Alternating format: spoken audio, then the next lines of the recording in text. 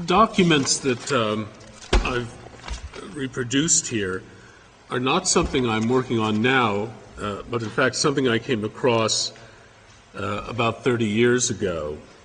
And they belong to a set of documents or records that are published, but not well known, that are essentially abbreviated records, not a full court transcript, but abbreviated records of what was the Central Criminal Court, both for the County of Middlesex and the City of London. That is the Old Bailey. When I was going through them, I should explain to you how I came across them, because it was not a source that had been used before, at least for doing Jewish history, and it was somewhat accidental, the way I found them. One of the glories of working in the library at Harvard is simply walking through the stacks, and somehow, and I'm not quite sure how, I fell into the section of 18th century, books on 18th century London that were sort of guidebooks or introductions to the thrills of the city. And I became aware that there was a vast literature on what might be called the dangers, the underworld, the temptations of London, written perhaps to titillate those who read it, maybe for newcomers, and that among them they continually warned people against all kinds of tricksters, among whom were a number of scams that were particularly associated with Jews. And the more I read in this popular literature and then started looking at other things, the more I became aware that Jews were prominent as criminals. That is to say, I don't know if they were disproportionately, but partly because of their occupational structure. And at this time, there was beginning to be serious literature on crime in Britain. Social historians were starting to look at it. And I came across the reference to the Old Bailey records. These were published at the time, beginning in the late 17th century and up to sometime in the 19th century. And they were published not by the state, although the City of London government regulated the publication. They were a private business affair, a money-making venture, whoever published them. And I can't remember now whether they came out quarterly or annually. And I found a complete set in the, actually in the law school library at Harvard. And I started reading through all of them, pulling out all the Jewish cases. Since that time, they've all been computerized, which I think about all the hours I spent pulling out the cases. And I actually gave the website, I don't know who did it, but it's called oldbaileyonline.org. And when Bernie asked me if I was interested in doing this, I said, first of all, I'm not really an early modern historian. And part of the problem, of course, is chronology in England is different than it is in, let's say, in Central or Eastern Europe. That I would begin modern Jewish history probably sometime in the late 17th, early 18th century, and depending where you're standing in Europe, it's not true. But anyways, he wanted some material on crime, so I thought I would go back and look at this, and I had come across this website. Now it's quite easy. You simply type in the word Jew, or Jewish, or Jews, and you can pull up every case. There's still some cases one would miss, because there are cases in which the Jew is not identified as a Jew, but it's cleared by either by the occupation, old clothes dealer, or by the name, Isaac Solomon's, Rachel Jacobs, that the person is a Jew. Anyway, it's a very valuable source. And the thing I think that's interesting about the source is that the information that it gives different kinds of information that speak to different kinds of historical questions. But the information, for the most part, is not related to the object of the source. It is almost incidental or by the way, which in some ways means it's probably not tainted. There's no reason to change the information because it's not the key point. And I'll give some illustrations of that when we get into this. Let me say something else about the setting. And again, this is, even in the early 18th century, London was bigger than any other city in Europe by many, many times. By the standards of London, we haven't been dealing with urban settings at all up until now. These are little places, Florence or Genoa. London grows from about 500,000 persons in 1700 to about 1 million persons in 1800.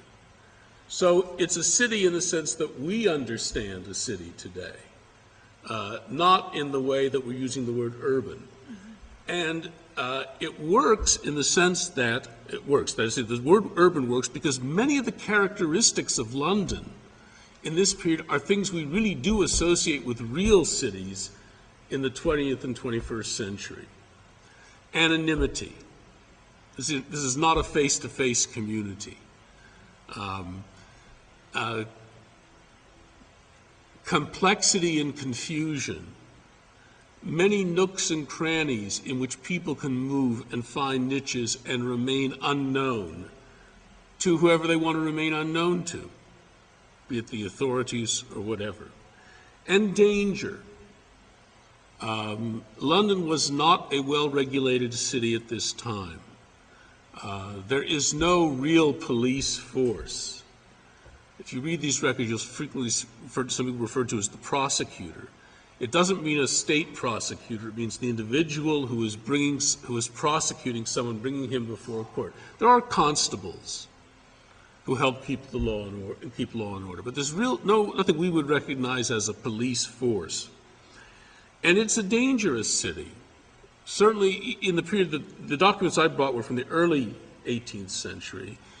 I would say any time in the 18th century, it was a very dangerous city. I almost would like to say it's as dangerous, let's say, as New York was in the, let's say, in the 1970s, late 1970s, when I lived in New York. It was a frightful place then. And there were huge areas of London that people, at least people of wealth, of middle-class status, would not go. So the size has a lot to do with it. And it means that everyone, Jews included, can do all kinds of things, and there's no one to say no. There's very little regulation of the population as a whole, whether it's economic regulation or regulation of behavior. And the kinds of behaviors we talk about have been regulating. I mean, there were some regulations. For Jews could not operate retail shops in the city of London. So all they had to do was simply move across into what we would today call the East End, a couple of hundred yards, and they could open a retail shop. Or you could open a shop and say, oh, we're just selling wholesale. I mean, and the point is there was no state bureau of commerce that regulated these kinds of things. And that's why, I mean, it strikes me as a very modern city, a city with a very weak state. The state was strong in some ways in its ability to borrow money and wage war, but that was about it. It was not strong otherwise. It may not be coincidence also that it was the first industrial state, and there may be some connection with that lack of regulation and this extraordinary economic explosion. The other thing and this fits in with it, is that, and this really goes back to what we started talking about last night, I want to refer to this, there was no Jewish space, no clearly demarcated Jewish space. And I have to say, Chris's talk got me thinking, what happens, or put it this way, if you take Jewish communities which live, or Jews who live in areas, in cities, in which there is no Jewish space, as opposed to Jews who live in cities where the Jewish space is very clearly demarcated by a ghetto. And then, okay, so when you move then into the modern period, what is the consequences of that? That Jews had always been marked off as living in a rather squalid part of town. And I think there may be some importance here. Here, there's no clearly demarcated Jewish space. In fact, what I was going to ask Holly, is I didn't really have a chance to, is we know that Jews lived in certain areas, but do we want to draw any larger conclusions from that? That they lived around the city is not surprising. That they lived in the city is not surprising, because that's what they were doing. They were doing business. and that they were living among other foreign merchants in the easternmost wards of the city is not surprising. But I don't think it would have been seen in any way. Eventually, the term Duke's Place becomes associated with Jews. It becomes a kind of shorthand in the way that the White House or Harlem. Well, certainly after the Great Synagogue spoke in 1690. That's where the Great Synagogue. Yeah, but that's after the. But at the point we're dealing with, there really is no sense that this is a Jewish area. And only one of the cases that you got here is from that area, from somebody who lived on Friedrichs Lane. The rest are all over the rest of the city. Yeah, yeah. And now, but that may just be coincidence. I mean, I chose the cases. There are hundreds and hundreds of cases. I just chose ones that had, each of them had something interesting in it. There was, a million, or hundreds of cases, pickpocket, just it's not always that interesting. What I thought I would do is I want to point out two specific things in early things, and then read over one with you that are, and the two things are somewhat unusual because I chose them because it's not a common kind of way of reporting. And the first one is the second, the first one I want to talk about is the second selection. It says Mary Brown, theft, simple grand larceny, 22 February 1727. And the strange thing about this, not strange that in this case the Jew is the victim, not the perpetrator, but that's not what's interesting. And that what he did for a living, selling cheap jewelry around the streets, that's not also, I mean, that was very common at the time. But they have the Jew speaking, Samuel Jacob, in dialect, which, in the late 18th, early 19th century, if you came across this, even late 19th century, it might not be uncommon. I've never seen this for the early 18th century. And I don't really know why they chose to do it, because it generally, most Jews, when they speak here, they speak without an accent. And here, the Jew speaks with an accent. Now, you could assume that Samuel Jacob is an Ashkenazi Jew. If Sephardi would have a Spanish or Portuguese name. Whether he came from Amsterdam or came from Germany by way of Amsterdam, there's no way of knowing. But it's a strange kind of thing. The other thing that we learn in this is something about how a Jew who was typical of the Ashkenazi population spent some of his free time or recreational time. Because the thing, again, is what's interesting is how he's robbed. Okay? And he said, when I went to refresh myself, I go, it's hard for me to read it this one. I goes to Mistress Betts in Drury Lane. I go about 4 months ago and been very drunk and very sleepish. He really was drunk. In other words, he passed out or came close to passing out. And then this lady... Or was drugged? Or was drugged? I don't think so. I would guess not. And his pocket was picked of the necklaces. In other words, they were stolen. Now, clearly whatever this Mistress Betts is, Martha Betts, she's not Jewish. She keeps a tavern, a drink shop. It's not a fancy establishment in any way.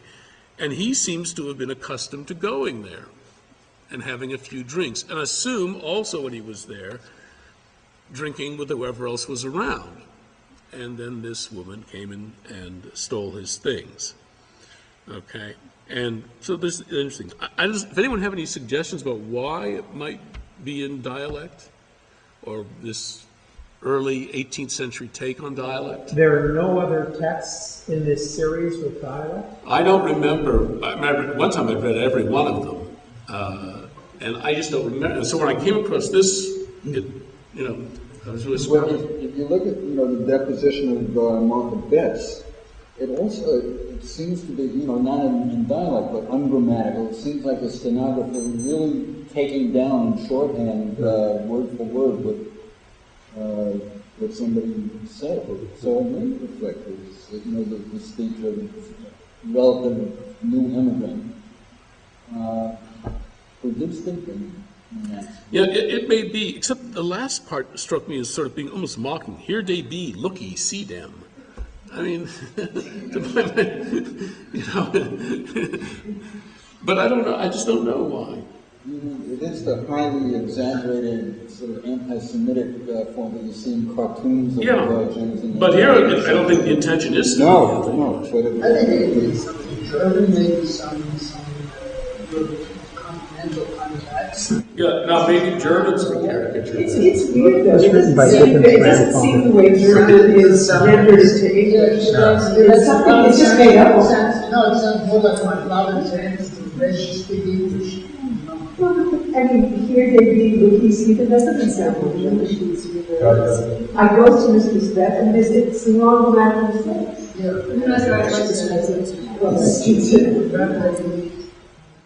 Anyways, I brought that as a curiosity. I don't have. Maybe it's the other way around. Holly, how do people speak in the islands?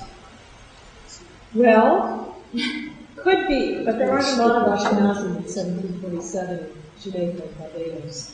And you're just starting to get Ashkenazim in the islands in 1730s, and I think they're not the. They're Ashkenazim in a little more conversant with mercantile ways, in the upper level merchants who really have transatlantic contacts. So it's unlikely you find a peddler, somebody with this at this echelon of society having come from the islands. Although it's kind of reminiscent of the way in which people write down black speaking.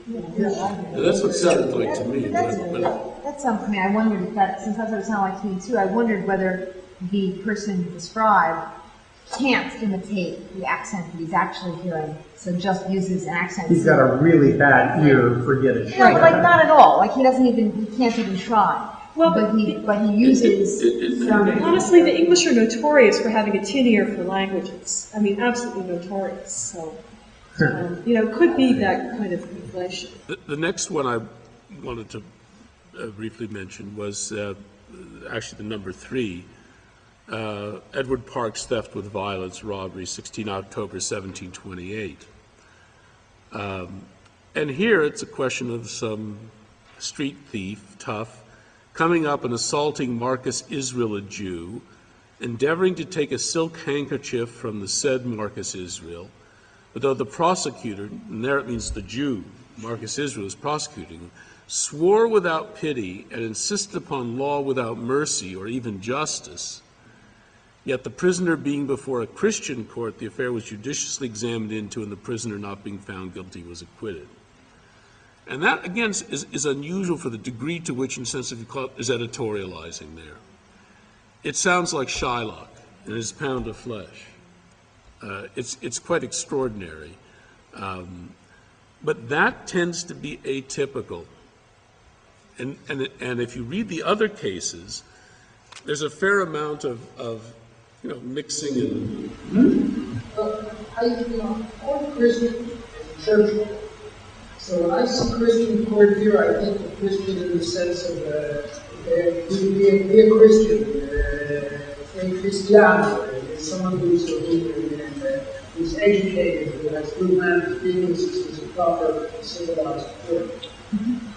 Oh, here I think it means specifically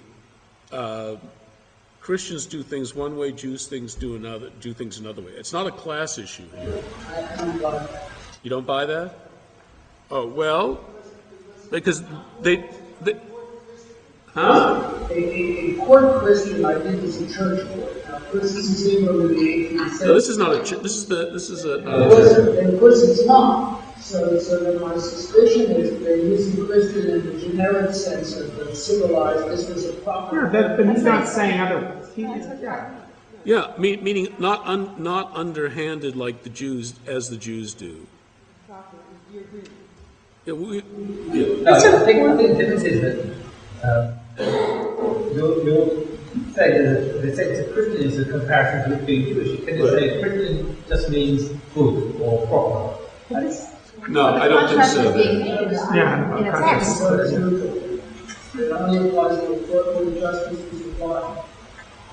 See, here I think I would not be surprised if the person who wrote this had heard or, seen The Merchant of Venice. It echoes that to my mind. And this is a Christian court, so we don't, this kind of Jewish. If it's not a case of the prosecutor having done himself in by using very extreme language and having so offended the court that he might have, we don't know. They kind of said, well, we don't behave that way here. And Christian was the word they used to describe. Yeah. We don't really know what happened here. No. We just know the charge. See, the thing is, I would make it, there's a small class of, let's call them professional Jewish criminals. Most of the Jews who appear here who have committed crimes are not what we would call professional criminals. They're engaged in activity that poor people in general living in cities engage in. Yeah. And so they're not, and what's her name, Jew Kate here, Catherine Hyam. First of all, it's clear that she moves as easily among non-Jews as Jews. I mean, her friends, the people she's walking with, whatever. Her husband may or may not even be Jewish. It's not quite clear. And whether she was pregnant or not pregnant with somebody else's child is not clear as well. And there are all kinds of things left open, except that whatever she moves in a world that, that accepts her, they may not like, they're trying to make trouble for her, but not because she's Jewish, just because she's fallen into conflict with someone. That's what's interesting. I don't want to monopolize about these Jewish marginals, that they are, in some ways, the Colosseum of living openly crossing the borders, going back and forth. And this isn't my surmise. This is what Flora found, the Guggenheim found, and Endeavor found, and here you have what seems to be a parallel case in England. Well, I agree with you entirely. And I would go one step further and say, and this reflects my own bias, that all the attention that's been paid to Mendelssohn and the Salon Jewishes and the Maskilim is totally misplaced. That these people, and I know Florica Edmonds were, they were doing what the Maskilim were dreaming of, both maybe at a conscious and unconscious level. A little hustle on the side, too. Yeah, probably that as well. And see, that's the class element that's been left out. That the people who figure in Michael Meyer's books or Jacob Katz's books are totally unrepresentative of the mass of Jews, either in the early modern period or the modern period, whatever period you want to say that 1700 to 1800 is. We want to put early modern on them. They're just atypical. And these are much more typical people and representative, certainly in the Ashkenazi world. Mm-hmm.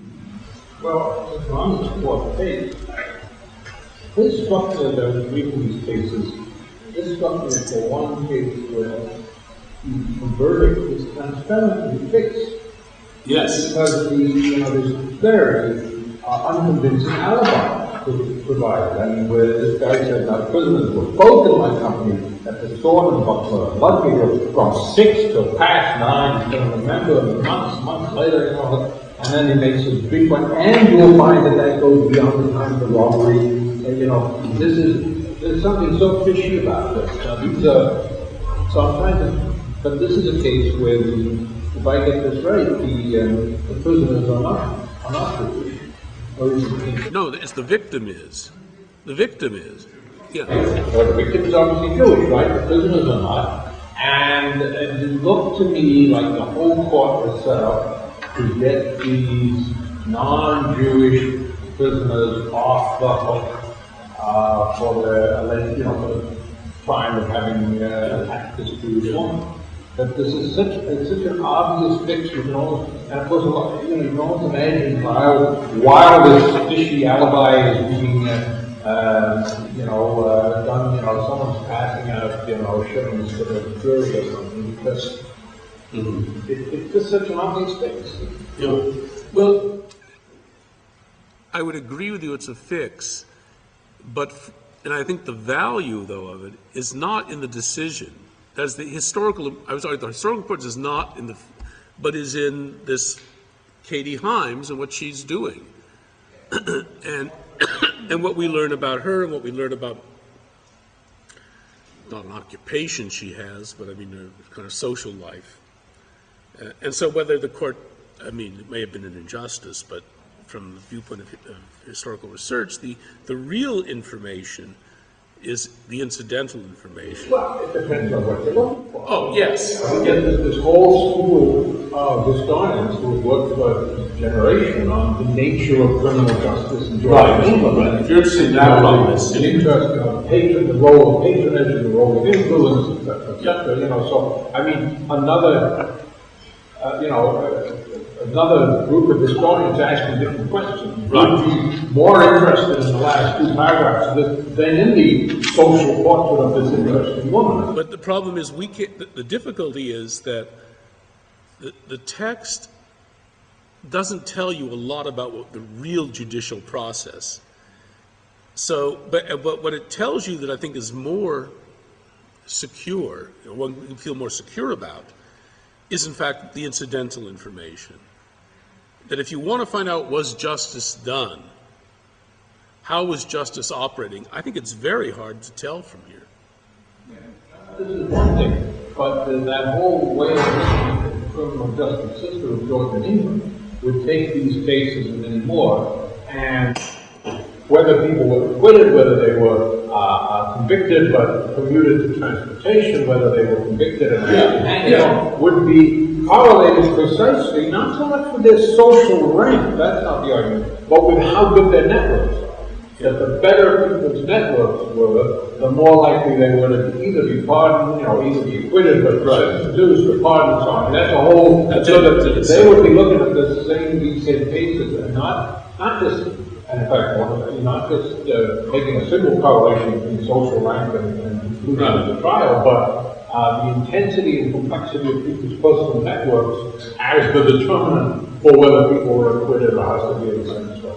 But I admit we're asking slightly different questions, so none of us. We're really some very different kinds of questions. I'm going to jump in on the issue, though, of lower class people mixing. And it's not just in the sort of semi-criminal language, or even, right, because there's a wonderfully interesting study of every single Jewish convert to Christianity in Vienna between, 17-something and 1868. And the level of interaction would also make Mendelssohn, want to camp and so forth. Because at the level of servants and seamstresses and so forth, not even street hawkers, but of whatever, there's an enormous amount of interaction, social, sexual. And there's a reason for that. I mean, and it has to do, I think, with the nature of bourgeois life, which tends to be far more structured and much more likely to take place indoors, in drawing rooms, in offices, in lecture halls, whereas there's much more, you can just see people moving about the streets here in a totally unregulated way. But is the lack of regulation before you ordered that is because of the lack of regulation in general, but in your book on the Jews of Georgian England, you could argue that it was also because of the lack of a really strong Jewish community. Well, that too. I mean, I would say, but I would, And I'm just thinking if that is true in Vienna, because the Jewish community that has social control is actually later, in the 19th century. In the 18%. So that's still obviously a factor. And again, size has a lot to do with it.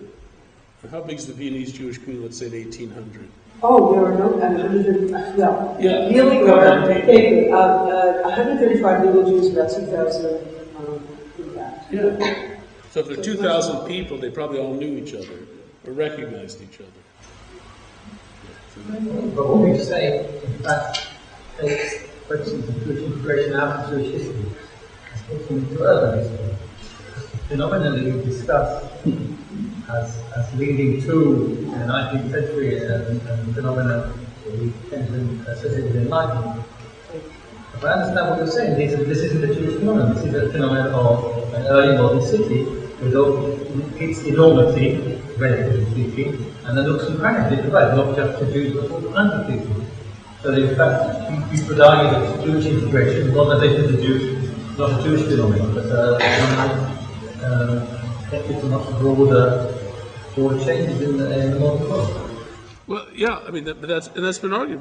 I mean, Sulla Baron argued that a long time ago, and Yuri Slezkin makes the same argument in the Jewish Century, it seems to me, that both of them, in different kinds of ways, they talk about certain transformations that take place in the nature of life as you move from the old regime to the modern world.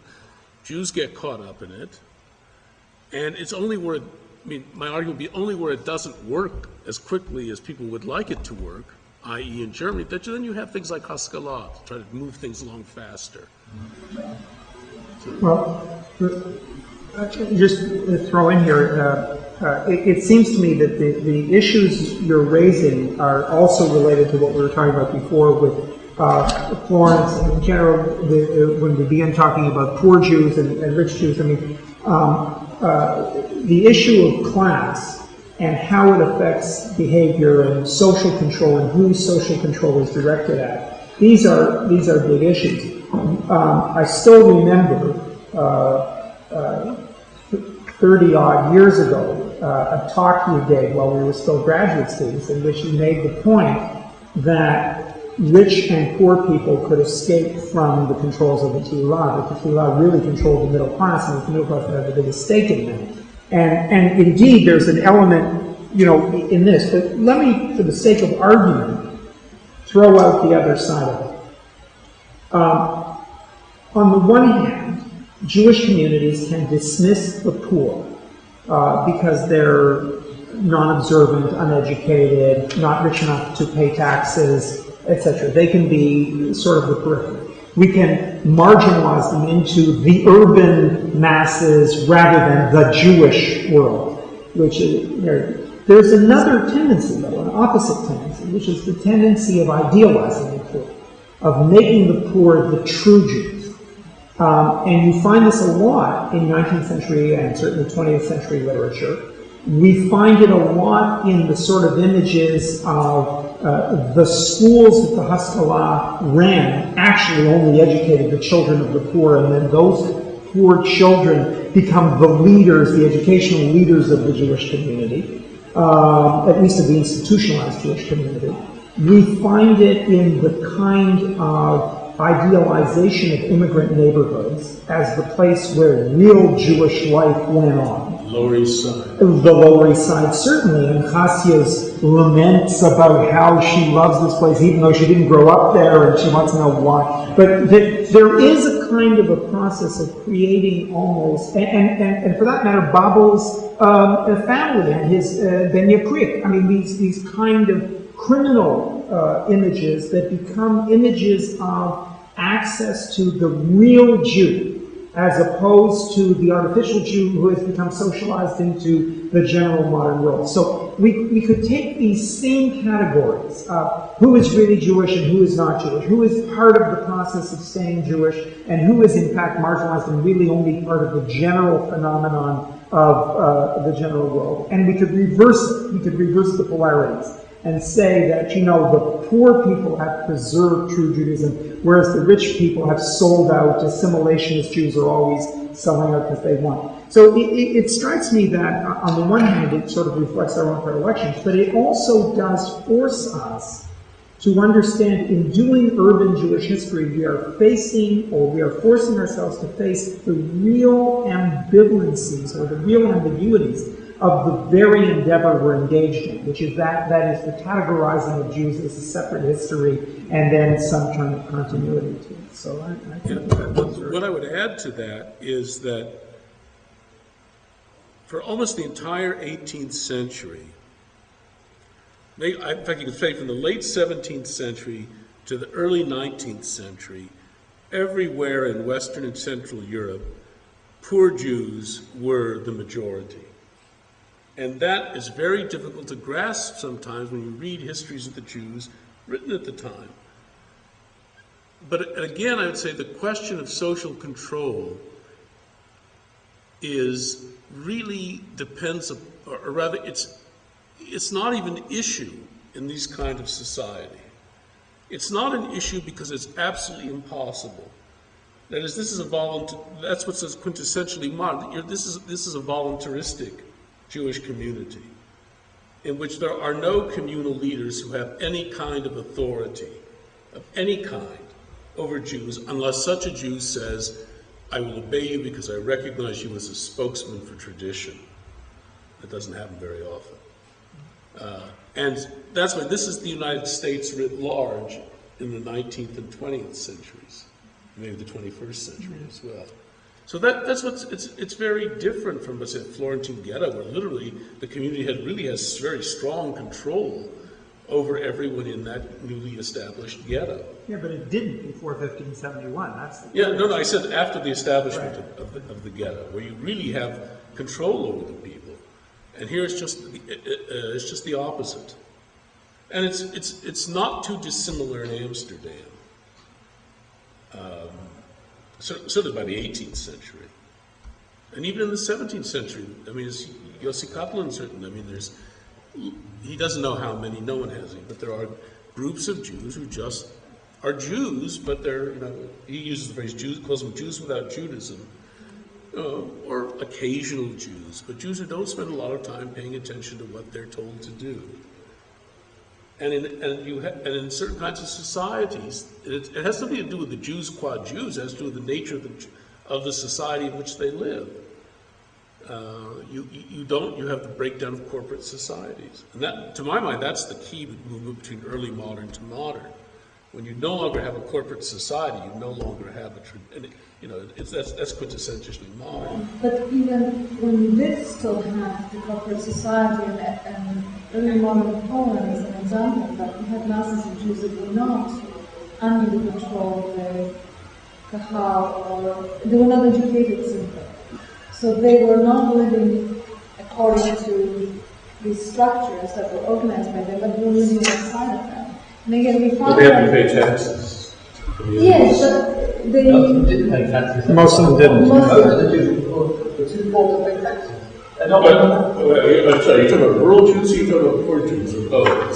Sorry, I misunderstood. No, both. And we're talking about these Jews who are Jews but are Jews without Judaism, and you have them also in Poland, which is still pretty pre-modern place, but yet because of the lack of education, they are very far from Judaism, as we might conceive of it. So even though technically they may not be Jews without Judaism, they might in fact be Jews without Judaism because they don't understand their own observance or their own Judaism. But I think there's a fundamental difference in the nature of the society, because Poland is still a society based upon membership in corporate groups.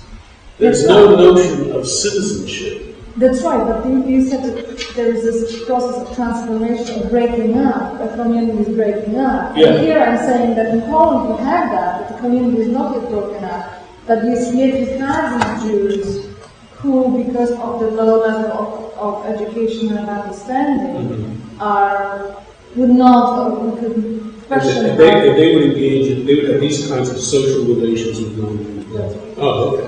You can find that quite often. Okay. And find it quite a lot in court records that are not necessarily criminal records because there is some kind of act of violence, but because certain actions are conceived of as crime, like sexual relations between Jews and Christians, and they end up in court because of that, but not because someone beat someone up or attacked or stole something. Yeah, I want to kind of go back to the point we've been dealing with, but I want to kind of go back a little more directly to something you pointed about, the cultural image of the real Jew. and the first did one episode and then tied it together with what we've been saying. But, you know, one of the many descriptions of the Frankfurt ghetto of the 18th century that I figured I'd better leave out because there's so many things you can say one talk yesterday. But it's a really classic. It's an 18th century visitor who's describing all the stuff I was quoting, you know, going into the ghetto, and it's so small and dank and crowded and smelly and awful. And then he and his companions come across a very educated, wealthy Jewish woman whom, and she's very well dressed, and she speaks French, and they're talking to her about books and literature. And you know, about how anomalous to be talking in French to this Jewish woman in the middle of this stinking ghetto and so on. And it's the, you know, the whole class of this, she doesn't seem like a real Jew. And I take your point that there is a kind of cultural concept of the real Jew being poor, but I don't think, I think it's always linked to perception of a membership in a community. And the problem with your Jewish Kate is she doesn't come across as really being a member of any kind of community. I think all of those are, you know, like the Vishniak pictures of Poland in the 1930s, you know, without words having meanings, he's always perceived of as people who are rooted in community. That's what makes them seem really Jewish. The same way, the Jews of the Lower East Side, who could have been totally, you know, atheistic socialists, were perceived of as being part of a community, and that made them seem like, you know, real Jews, even if the religious element was completely gone. But this Jewish Kate, or the most famous person of this category, is a fictional character, Fagin, are Jewish and identified as clearly identified as being Jewish, but are not. That is not the image of the real Jew. No one takes Fagin to be the real Jew. Because he's too, you know, we see no evidence of Fagin being described as having any links to the Jewish community. The community is a little Christian boy. Well, I disagree with that. No one takes Fagin to be the real Jew. I think for a lot of Dickens' audience, Fagin was the archetype of the real Jew. He's Jewish because he has all these stereotype characteristics. Well, I think that's how he reads to a Jewish audience, but that doesn't, I don't think that's how it scanned to a non-Jewish audience. I think it's scanned as, this is the archetypal Jew, and this is what you can expect Jews, how you expect Jews to behave. I think, though, what Chris is referring to, I mean, I agree that he's always seen as the archetypal Jew, is that Fagin doesn't have Jewish relatives. He doesn't have a chevra, you know. He's really disconnected, as so many of these other kinds of literary Jews are. Now, we don't know anything about these other people. I was going to take one last case here, because in some ways it does show a kind of rootedness and a different kind of relationship, and maybe we'll go over it a little more closely. It's about Solomon Isaacs. It's hard to find a more Jewish name in this period in England, who essentially walks into a store on a Friday late afternoon, early evening in May, asked to take a look at several kinds of goods, and pockets, while he's there, 3 dozen horn spring clasp knives valued at 4 shillings that belonged to these 3 people who owned the shop. And his excuse, or his story he gives, and you see that the person's constable brings him before the Lord Mayor, et cetera, they have that testimony. Then the prisoner gives his reading, or his interpretation. I went to the shop and looked out 20 shillings worth of goods for a man that goes overseas, which I laid by that as somebody who was going to go sell. It's not clear whether he was going back to Holland or maybe even going to the New World to sell things. Then I looked out these for myself and asked the gentleman if he had anybody to send home with me for the money, for it was almost 7 o'clock, and we Jews don't touch money after our Sabbath has begun. Now, I guess if I really wanted to do research on this, I would have found out what time Shabbat came in on that. If it had been later in the summer, you'd know that there was a bad excuse because. July 9th. Oh my God, Shabbat started at 10. Yeah, but I don't. Maybe I'd have to something. In any case, the gentleman told me he would let me carry them home and I might bring him the money. So I went away and a man followed me and bid me come back. What must I come back for, says I. I'm going to fetch a man to pay for the goods I have looked out, and I was going to fetch him. The parcel I had bought for myself dropped through a hole I had in my pocket, and they said I had stolen. To my mind, it's pretty clear he stole it. But what's interesting is he then brings as what we would call today character witnesses, 4 or 5 other Jews who, they don't say he didn't do it, but you also have a feeling they're sticking up for their own kind. The most interesting one there are 2. First of all,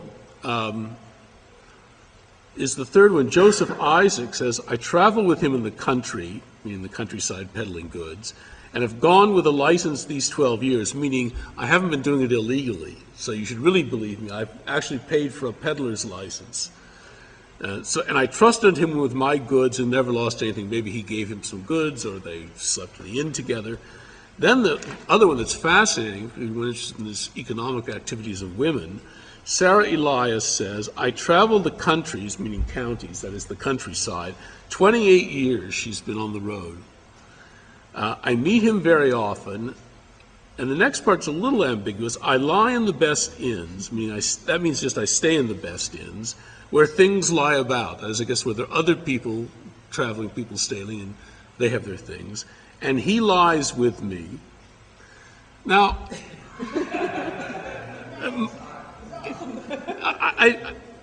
I think what she means is to say he's in the same place, or maybe even in the same room, not necessarily in the same, if they were in beds. They probably got to that point, they all laughed the way we jumped in. Yeah. And then she corrected them. He lies in the same inn with me. And I never lose anything. He lies in the same inn with me where the silver and gold are about, and they lose nothing.